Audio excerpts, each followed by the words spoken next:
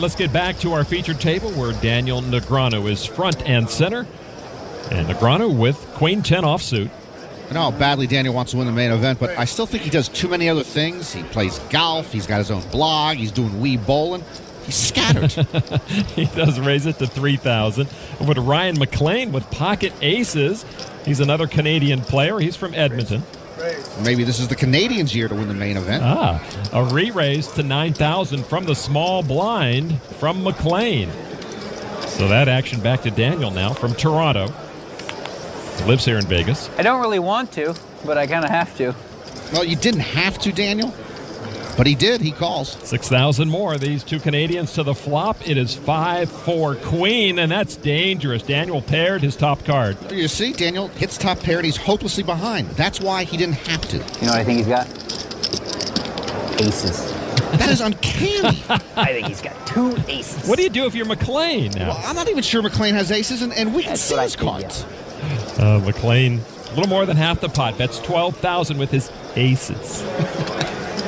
Well, if Daniel is so sure he has aces, why did he reach for chips? Ace! Yeah, he made the call. Give him an ace over there. Turn card is a deuce. No help to Daniel. McLean checks this time. You know, I think Daniel's talk has frozen McLean. Daniel talked his way into a free card. There's a 5 on the river, and that earns McLean the check mark. Why would you check aces on the turn? That was such a strange play. You had a straight draw and everything. If I'm McLean and he's got the best hand, I just want to crawl into a hole. It's like Daniel is flashing a spotlight in your face. McLean checks it. Daniel checks it out. There you go. Aces. I told you I knew what he had. I had a queen. Wow. Spooky, man. I was like... Well, Daniel might have lost the pot, but the respect he won by calling the aces is invaluable. Well, a big crowd here at the Rio Poker Room being treated to some very entertaining poker at this final table. 3 pros and a taxi driver. Mike Sexton with pocket kings. And he's going to raise it up to 22,000. There were 3 ways to get into the TOC: win a circuit event, make the final table of the 05 main event, or get a sponsor exemption. Mataso was at that 05 final table. Negranu and Reslak won circuit events, and Sexton got a sponsor exemption. Negranu with queen deuce will make the call. Sexton with the advantage going to the flop. The flop 5, 7, 6 rainbow. Sexton's kings keep Daniel in hot water. Daniel checks. And Sexton will slow play the kings to the turn. It's a deuce. Daniel pairs his card. A couple of more outs there for him. Daniel's still far behind. But he is going to bet it. 30,000 chips. Well, for all Daniel knows, his deuces are the best hand right now. Sexton might have just a couple of high cards. And Sexton's right behind him with the call. River card is another 5. Sexton gets the check mark with kings up. Negranu will be first to act, and he checks it now. Mike Sexton with kings and 5s bets 50,000. That got Daniel's attention. He's betting 50,000 into a pot of 110,000. Value betting this baby. Yeah, Daniel's thinking, what can I beat? And, of course, what does he have? You might have, like, kings, I guess. It's crazy. He might. 2 kings? That is unearthly. Daniel might be an alien. Time and time again, we hear him call out his opponent's cards. He might have x-ray vision. I just want to see him. Oh, he was going to pay for the information and make the call. How scary is this guy? You have kings? How scary is this, really? Yeah, I thought that's the only hand you could have was 2 kings. At least I called it right. What is that a dabbing it there now? I didn't have any clue what you had. How's that? I put them on kings and still paid it off. That was impressive, though. That was. Nice read. Yeah. I had no clue what Mike If it was a nice read, I would have threw it away. But actually, no, it was a fine read, because that's the only hand I thought that... Never mind. Wow. I just paid it to see if I'm playing good, basically. Yeah, but you said kings. Or If if you I'm wouldn't reading have good. paid it, he would have showed you the We're talking about that call at the offices all around America tomorrow. Yeah, give me a confidence boost. That's why the man was the player of the year. And an interesting hand, pocket 5s. This will be good enough to open up for a raise, I suspect. Daniel likes to play a lot of hands.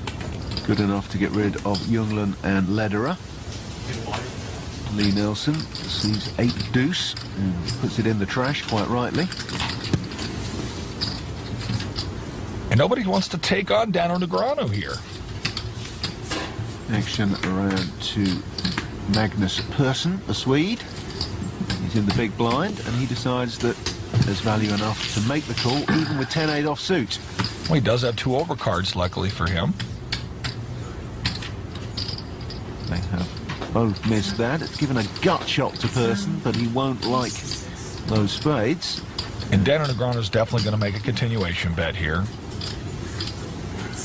It's legitimate for Magnus to put him on the ace. He did bet in early position, but with a gut shot, it's worth a small call.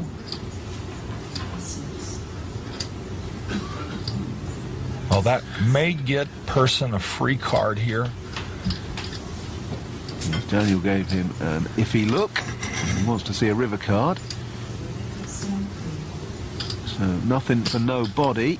And now Magnus bets. Time for Daniel to put his thinking cap on. Daniel's got a tough call here. You know, he represented the ace, but now because he checked the turn, it looks as if Persson might have that ace. Tough position for Daniel Negranu. Weird. Something doesn't feel right. I don't know. Magnus trying to look as relaxed as possible, like he's definitely winning this hand. Daniel Negranu does know that the story doesn't make sense. Rule that out. I'm so suspicious, to tell you the truth. And if Daniel is suspicious, that means he's definitely considering a call here. Wouldn't be surprised at all, one of the great readers in poker, if he made this call. And he does.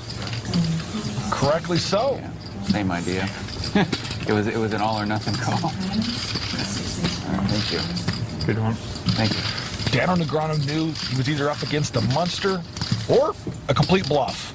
So suspicious for some reason. All right, let's go back to our featured table at the World Series of Poker, presented by Milwaukee's Best Light. Adam Jones from Sturgis, South Dakota, which is very close to Deadwood, where Wild Bill Hickok was killed playing poker. 7 deuce of hearts. Wild Bill broke the first rule of poker. Keep your back to the wall. Daniel Negranu with pocket 9s. Daniel's going to raise it up to 2,200. Nobody gets a cheap card around here.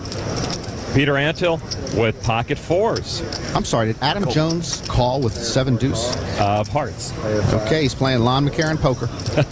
There's David Stuck, a truck driver from Erie, Pennsylvania.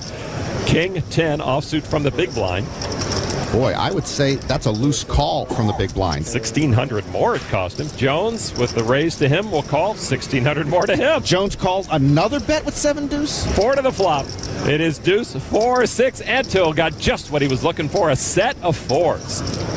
Very nice. Stuck checks. He's drawing dead. Over to Adam Jones. Reaching for chips. Picked up a pair of deuces. He puts in 2,800 chips.